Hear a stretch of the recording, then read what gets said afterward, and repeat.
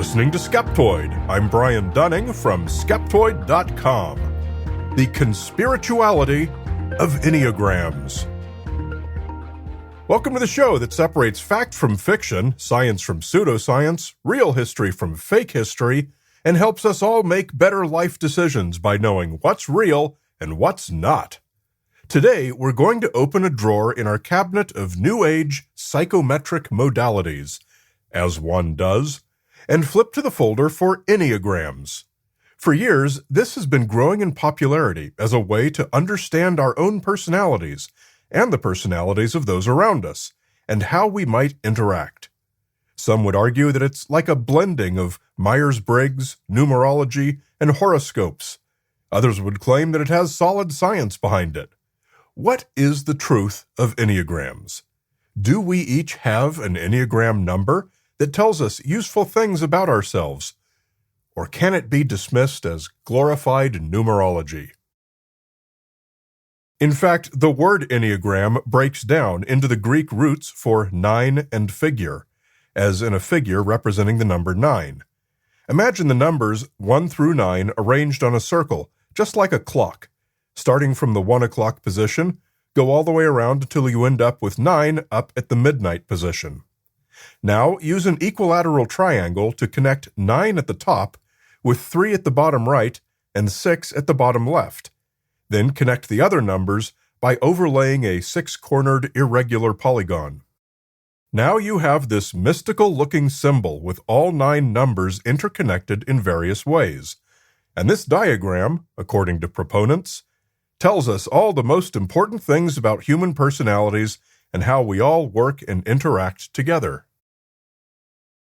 According to one company that sells workshops, testing, and other for-profit products and services, the Enneagram Institute, the 9 Enneagram type descriptors are: Number 1, the reformer, the rational, idealistic type, principled, purposeful, self-controlled, and perfectionistic. Number 2, the helper, the caring, interpersonal type, demonstrative, generous, people-pleasing, and possessive. Number 3, the achiever, the success-oriented, pragmatic type, adaptive, excelling, driven, and image-conscious. Number 4, the individualist, the sensitive, withdrawn type, expressive, dramatic, self-absorbed, and temperamental. Number 5, the investigator, the intense cerebral type, perceptive, innovative, secretive, and isolated. Number 6, the loyalist, the committed, security-oriented type, engaging, responsible, anxious, and suspicious. Number 7, the enthusiast, the busy, fun-loving type, spontaneous, versatile, distractible, and scattered. Number 8, the challenger, the powerful, dominating type, self-confident, decisive, willful, and confrontational. And number 9, the peacemaker, the easygoing, self-effacing type, receptive, reassuring, agreeable, and complacent. If that reads just like signs of the zodiac, there's a good reason for it. Although astrology is much older, it came from the same place. Non-experts lacking modern psychological knowledge, attempting to make the human race easier to understand. Note that the type descriptors read very similar to a horoscope. Most are generally positive terms that everyone likes to believe are true about themselves, and each with 1 or 2 more negative words thrown into the mix, tempting one to want to dig in deeper to learn how to fix that. Fundamentally, they both sell the same message, that you can learn everything important about yourself and others with this one simple trick. By now, experienced Skeptoid listeners are already recognizing Enneagrams as just another spin the wheel and invent a New Age psychometric system. And you would be right. We've looked at quite a few psychometrics and similar systems, promising to give unique self-insight here on Skeptoid. Myers-Briggs, phrenology, Huna, iridology, combo, physiognomy, graphology, human design, palmistry, numerology, neurolinguistic programming, and of course astrology. And almost without exception, they were invented by non-experts building on existing abstract metaphysical ideas, and are unsupported by either evidence or sound theory. I wish I could say that we'd finally discovered an exception, but as you probably expect, Enneagrams are no different. Let us take a look at the historical roots of Enneagrams and find out what they really are. It's not a simple process, as throughout history there have been countless attempts to categorize people psychometrically, going back literally thousands of years. Any of these can claim to be original or claim to be building upon the work of earlier similar systems. And for most of them, there isn't really much historical proof either way. So much is similar between them all. But at some point amidst all of this, an Armenian mystic and esotericist named George Ivanovich Gurdjieff, circa 1867 to 1949, developed the 9-numbered geometric figure and named it the Enneagram. He was always secretive about its source and meaning. He never used it for psychometry, but rather for sacred dances that he claimed he learned in a mysterious Sufi monastery in the mountains of Afghanistan. I'm not saying he didn't, but if you're trying to come up with an impressive-sounding provenance for your funky New Age dance system, pick something that nobody can verify or disprove. The Enneagram got its boost number 1 from a Bolivian New Age philosophist named Oscar Ichazo, 1931 to 2020. His studies of the Enneagram led him to conclude that it represented a 3x3 matrix that correlated somehow to chakras and to 3 questions that he considered fundamental. How am I? Who am I with? And what am I doing? And thus was born the Enneagram type descriptor system, with 9 possible personality types. There's much more to it, obviously, but each of us, supposedly, is one of the 9, and influenced by the numbers of those around us. The Enneagram got its boost number 2, which was the big one, from one of Ichazo's students, a Chilean psychiatrist named Claudio Naranjo. Naranjo made what turned out to be a major marketing coup for the Enneagram, which that he took it to the Esalen Institute on California's Big Sur coast in the 1970s. With an estimated annual revenue of $20 million, Esalen is one of the most commercially successful and well-known New Age retreats in the world, selling expensive seminars to wealthy Americans about the rejection of worldliness and whatever Eastern-sounding esoterica is trending.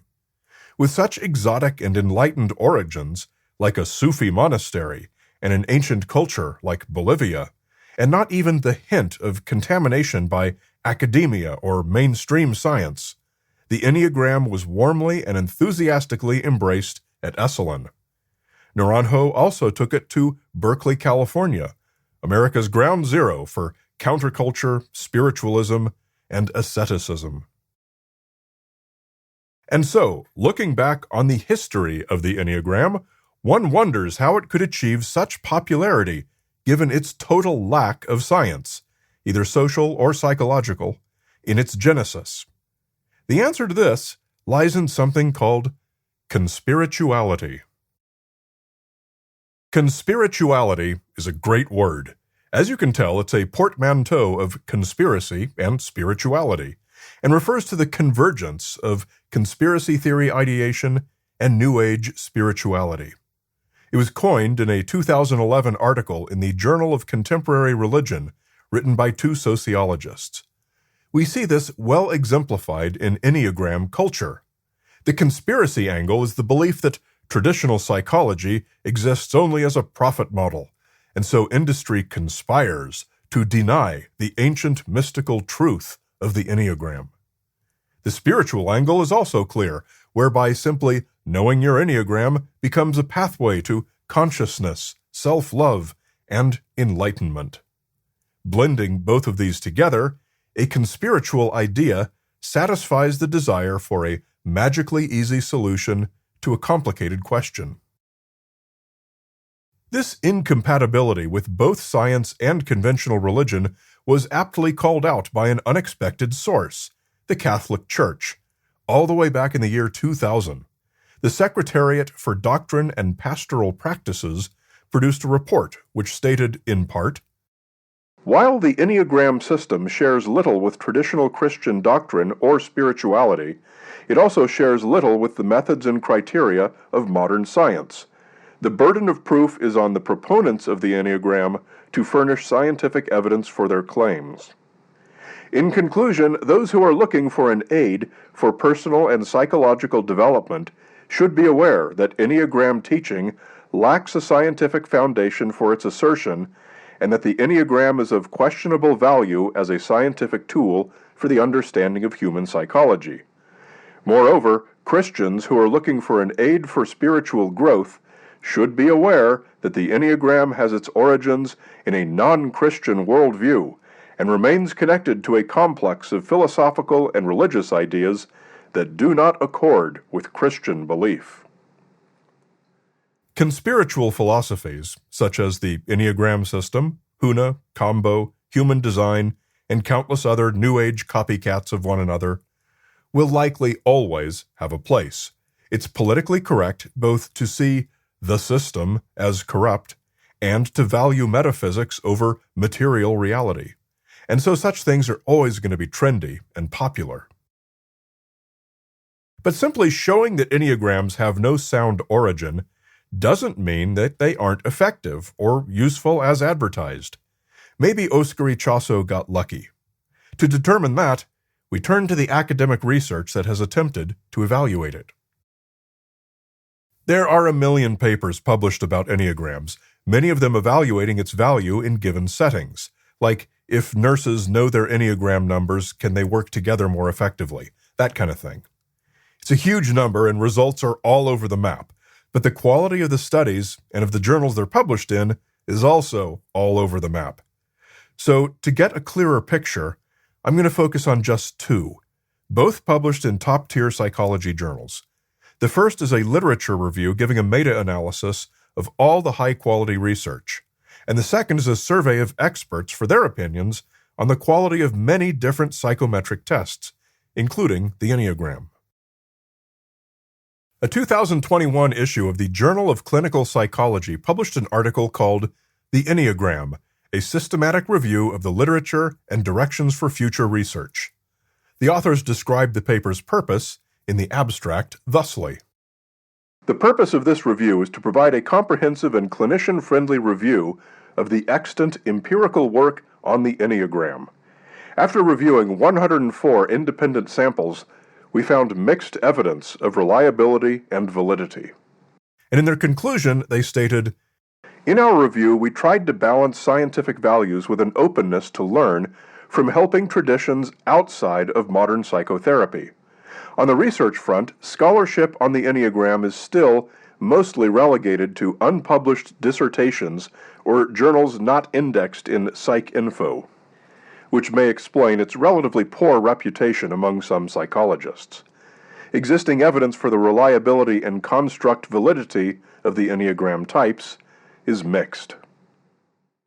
I'd describe their paper overall as qualified. If I had to summarize it in a single sentence, I'd go with, we don't find anything there now, but who's to say we won't tomorrow? So that's based on the published literature. What if we go to the actual experts, the people practicing psychotherapy in the field, who encounter clients who use Enneagrams and believe in it? Well, this comes from a 2006 survey published in Professional Psychology, Research and Practice. Hundreds of experts were asked to rate each of 25 fringy mental health tests on how discredited they are. A score of 1 meant legit and not at all discredited. A score of 5 meant completely discredited. For reference, the Myers-Briggs Type Indicator, the MBTI, got a score of 2.63, just about in the middle. Enneagrams for personality assessment was way down at number 21 out of 25 with a score of 4.14, which is between probably discredited and certainly discredited. Among actual professionals in the field, Enneagrams are considered essentially worthless. You can absolutely find cheerleaders for it out there, who are usually selling books or seminars or certifications. But now we know that they are on the fringe. If you have some questions about your own personality or your interactions with others, you're much better off speaking with a licensed psychotherapist. I will close with a one-sentence summary on the question of Enneagrams. You will never go broke putting a shiny new label on astrology. We continue with a complete listing of those 25 mental health tests in the order they were scored in the ad-free and extended premium feed. To access it, become a supporter at skeptoid.com/gopremium.